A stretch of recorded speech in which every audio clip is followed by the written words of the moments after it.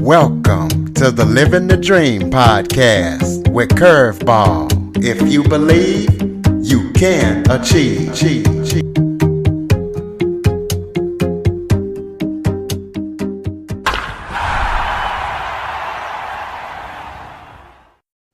Welcome to the Living the Dream with Curveball podcast, a show where I interview guests that teach, motivate, and inspire. Today, the topic is childhood trauma, as I am joined by author Yvonne Sandomir. She went through lots of trauma as a child, including sexual abuse, incest, dysfunctional family, alcohol abuse. So we're going to be talking to her about her story and how everything that she went through, despite all that, she managed to bounce back. And now she wants to be an advocate and a catalyst and help others and show them that they can bounce back no matter what you go through in life. So Yvonne, thank you so much for joining me today. Thank you so much for having me. It's a pleasure.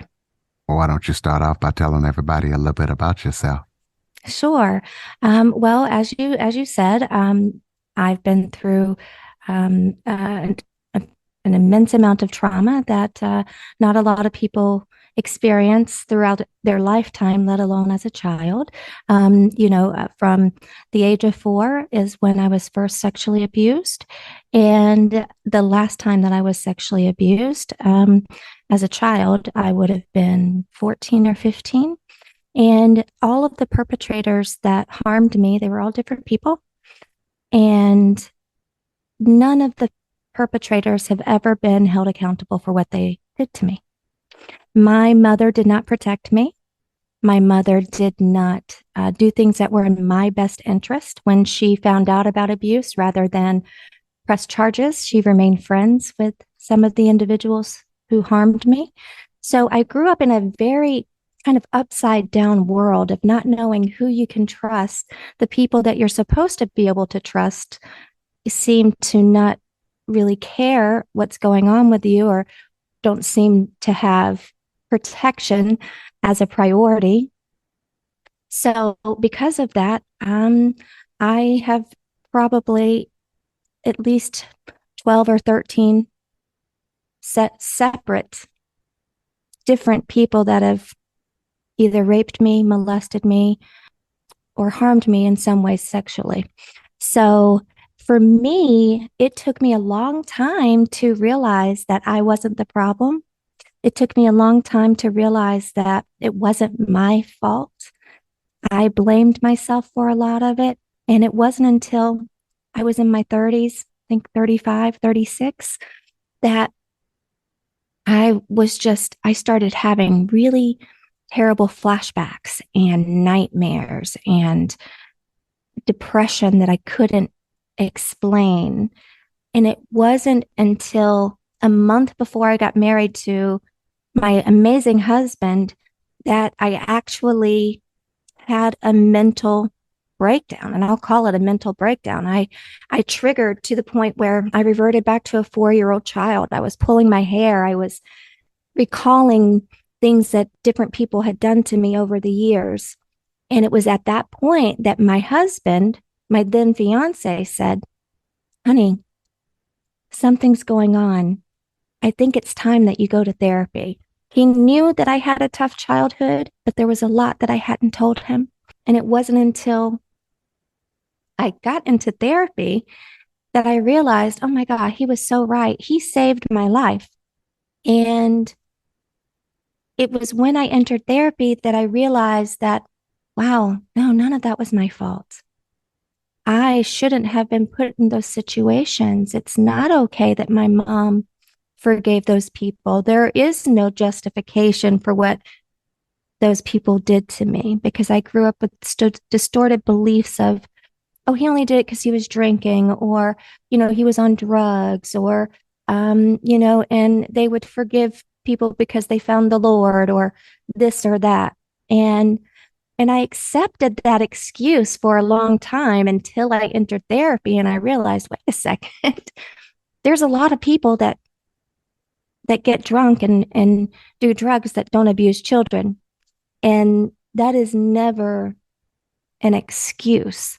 And it was when I realized that I had been taken advantage of my entire life. It was an awakening for me that I can't even describe. And I had always known that I wanted to write my book, but it wasn't until I got into therapy and I started processing all of the traumas. And that's when I said, with the encouragement of my husband and my therapist, it's time that I put my story down, because the fact of the matter is, it's not just my story, it's the story of millions of other people. My experiences are shared with more than 42 million other adult survivors. So, in my own healing, I felt compelled to do something to help others. And so, after I found an amazing publisher for my book, Legacy Book Press, and I had the opportunity to go out on the road and meet other survivors. That's when I realized that this was my calling, to be an advocate, to offer support, to give other survivors a platform to tell their stories. Because so many survivors and so many childhood victims of trauma were silenced. And because they were silenced as children, they are still silenced now as adults. So in April 2021, I started my Survivor Strong podcast. It's a live podcast on Fireside, but it's distributed wherever you can get your podcasts. And it was through there that I started speaking to other survivors and just giving them a platform to tell their story. And it's made me realize how many people are out there that still have secrets. They're still holding on to other people's secrets because of their abuse. And my mission is to encourage all of those people to come forward, tell your story, because you don't have to hide behind the embarrassment or shame of what happened to you, because guess what? It's not your embarrassment. It's not your shame. It's the shame of the perpetrator, the embarrassment of the perpetrator for what they've done to you. And you deserve, and every survivor deserves, to be heard, to be believed, to be supported, and, encouraged as needed. Because the negative after effects of childhood trauma stays with you your entire life. I have people that have said to me, well, it only happened one time, and I was only 8 or 9. So, you know, well, I'm here to tell you that my grandfather fondled me one time when I was 11 years old. And I have never been able to forget that. And I still have flashbacks of that one event, even though other people had done much, much, quote unquote, worse to me, because we want to, put them in categories of what's okay, what's good, what's bad, what's worse. But in reality, trauma is trauma is trauma is trauma. And fondling is abuse. And so it's important not to minimize your experiences. It doesn't matter if it's only one trauma you've endured or if it's 100 traumas. You still have the right to tell your story, and you are still traumatized by that.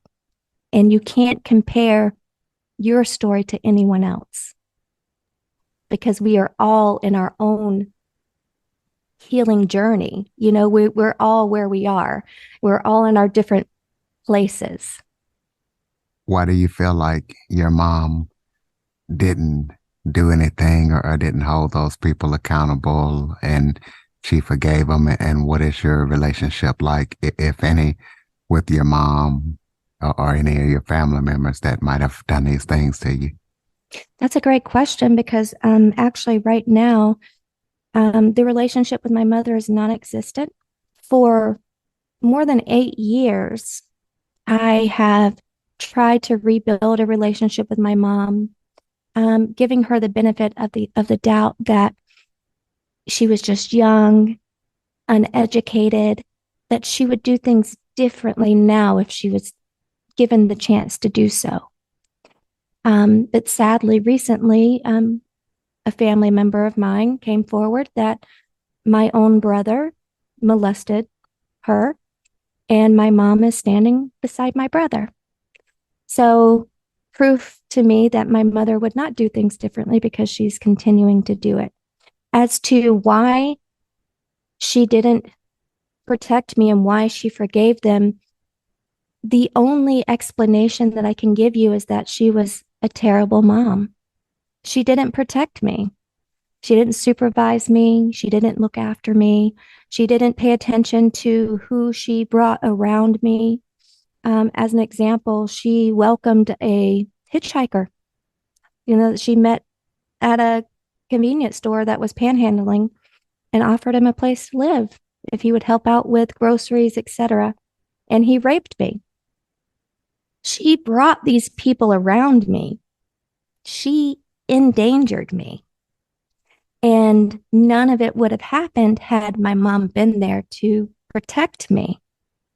So this all happened to me because my mom and my dad, by the way, my parents divorced. And because I lived mostly with my mom, I tend to put most of it on my mom, but my dad was absent as well. I had absent parents, parents that did not put their children first. I've attempted to maintain relationships with people on my mom's side of the family, and I'm actually just reaching a point now where I've decided that I'm not sure I really want a relationship with any of them. And so it's a process. And that's something that's really important for people to understand when you're healing.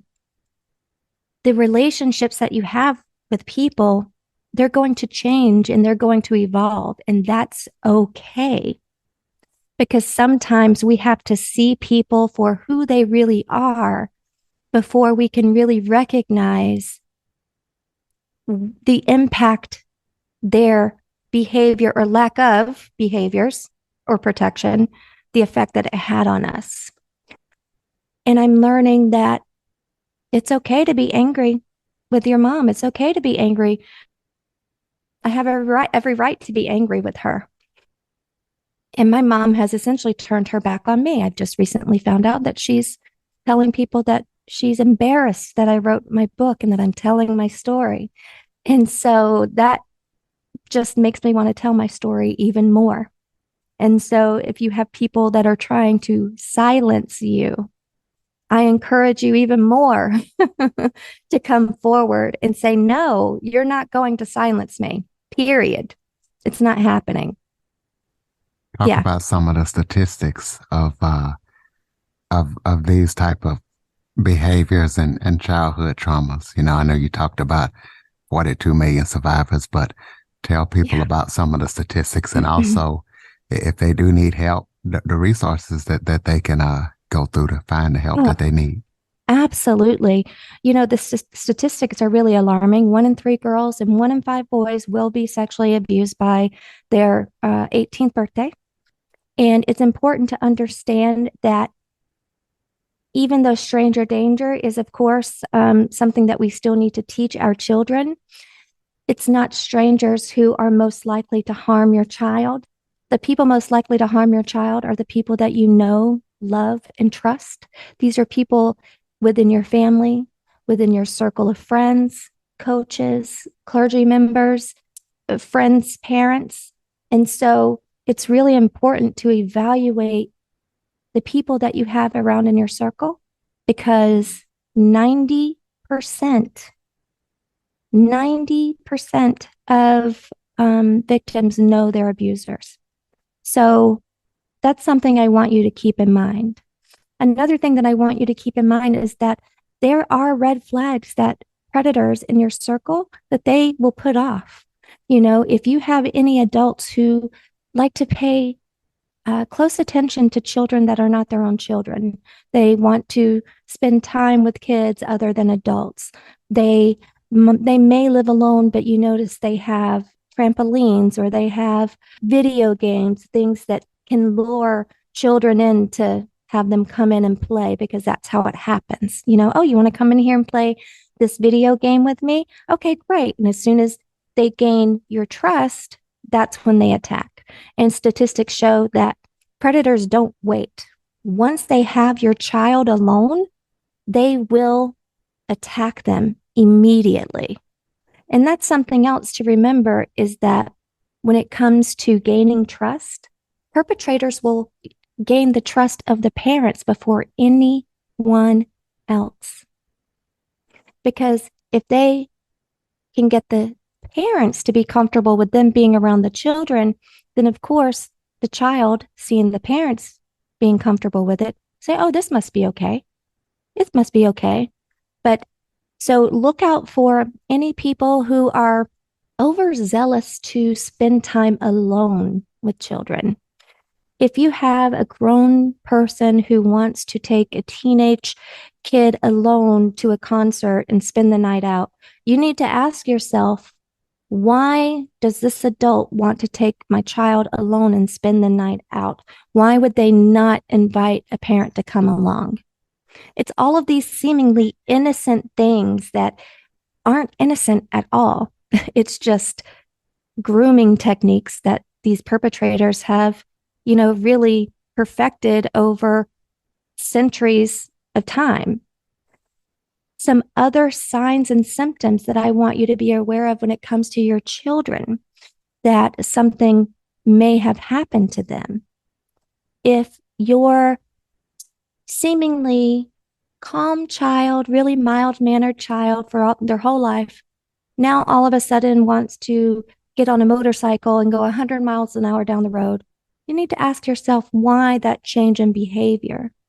If your mild mannered child suddenly has intense anxiety or anger or depression, you want to ask yourself why. If their grades drop, you want to find out why. As far as physical symptoms, if boys or girls complain that it hurts to ride a bicycle or sit down, that's a sign. If your child is doing overtly sexual gestures out of the blue, and you know in your home that they don't watch videos portraying those types of things, those types of behaviors are learned behaviors, and you want to find out where they're learning them from. And also pay attention to how your child reacts around other people. If your child recoils if someone tries to come near them, or they refuse to, be alone with someone, you need to pay attention.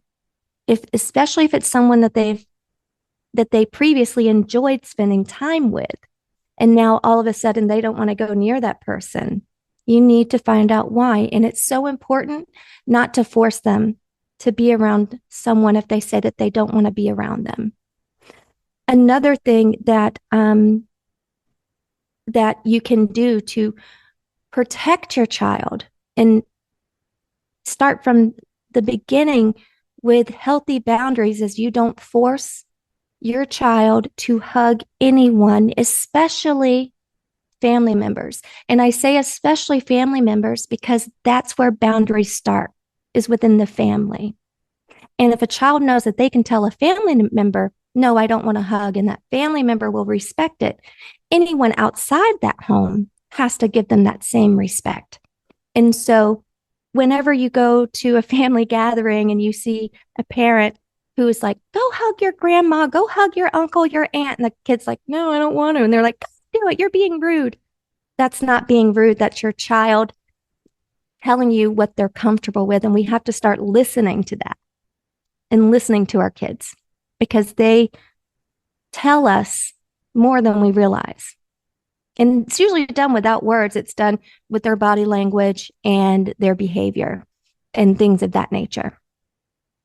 So, honestly, there are so many different signs and symptoms to look out for. And as far as resources, it's really important.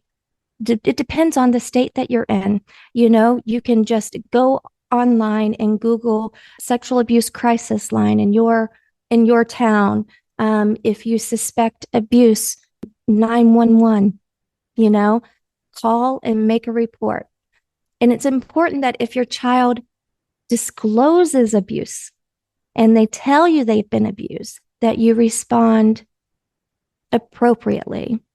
And how that is and what that looks like is your child comes to you and says, Dad, so and so, they touched me inappropriately. What you don't want to do is, oh my God, I can't believe they did that. I'm gonna go kick their ass. I'm gonna go handle this. No, no, no, no, no. You say, okay, I'm so sorry that that happened to you. Can you tell me more? You first thing that you want to say to them is, okay, I believe you. Tell me more. So they know that you're comfortable, because if they see you get upset, they could feel some guilt that, oh, I can't believe I shouldn't have said anything because now I've upset my parent, when it's not about the parent at all. And so the parent has to take themselves out of it and focus on the child. And you want to let that child know that in order to protect them and in order to do the right thing, that you have to tell the police, you have to report what was done because what they did was wrong. And when a child sees those actions from an adult, that they truly feel supported and heard, and their chances of recovering and healing are, I can't even tell you how much higher than those children who do not have that same support. And so, as far as resources, you can look up the sexual crisis hotline in your city. If it's domestic abuse, there's a domestic abuse hotline, that for your particular city that you can look up. So there are lots of resources out there. There are definitely a lot of resources out there. It's just a Google search away. It really is. Well, tell the listeners about your book and what they can expect when they read it and where they can get it. The name. Absolutely. Yeah. So my memoir, The Invisible Girl, is my memoir. And of course, it talks about all of the traumas that I've gone through, and of course, healing from them, and advice on different coping mechanisms that other survivors may find helpful. I do have to say that it's an intense read. I endured a lot of sexual trauma. So I do warn, trigger warning, that there is some, sexual details in there, but I do try my best to be very considerate when going into the detail and describing things that occurred to me. But that is something to be aware of. I would say also that you're not going to sit down and read this in one sitting. It's okay to put it down and come back to it and take as much time as someone may need to read it. And so The Invisible Girl, a memoir, you can find it on Amazon. It's available Barnes and Noble. There's also my website, theinvisiblegirlmemoir.com, where you're able to purchase it, as well as merch for my Survivor Strong podcast, and even some of my own original artwork that you can see here on my wall here, if you can see the video. So if anyone would like to reach out to me, they can reach out to me at survivorstrongpodcast.com. If they would like to be a guest on the show, they can just fill out the tell your story section. Or if they just need someone to reach out to because, they don't have anybody else, they can email me at yvonne.sandomir@gmail.com. And Yvonne is YVONNE.Sandomir, SANDOMIR @gmail.com. And my email is always open and available for anyone who needs to reach out. tell us about any current or upcoming projects that you're working on that people need to know about? Absolutely. So in May, I don't have the exact date yet. The Barnes and Nobles in Plantation, Florida, I will be a featured author there. So there will be a day that I will be at the Barnes and Nobles in Plantation, Florida, signing and talking to people, and I may possibly do a reading. I'm also going to be traveling in the future to Chicago for a book festival that is happening there. So all of those details will be up on my website, as things happen. Okay, and go ahead and give out your website again, and also close us out with some final thoughts, maybe something I forgot to touch on that you would like to touch on, or any final thoughts that you have for the listeners. Absolutely. So my website, again, I'll give you two for my book. It's the invisiblegirlmemoir.com. For the Survivor Strong podcast, it's survivorstrongpodcast.com. My email again is yvonne.sandomir@gmail.com. And for my final thoughts, I want to encourage everyone out there to allow yourself to feel some of those uncomfortable feelings that you may be avoiding.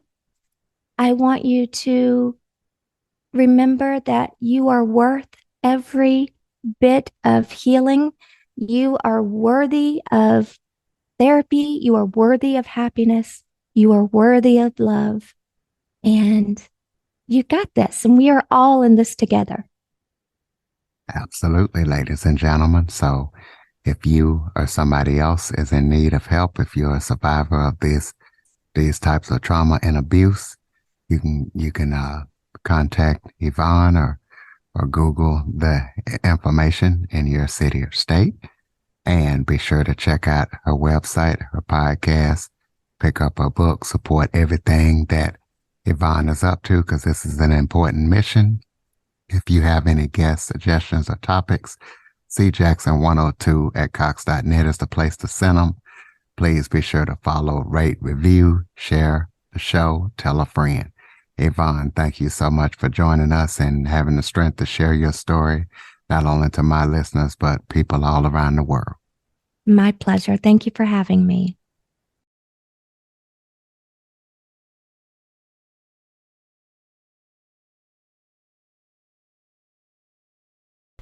For more information on the Living the Dream podcast, visit www.djcurveball.com. Until next time, stay focused on living the dream.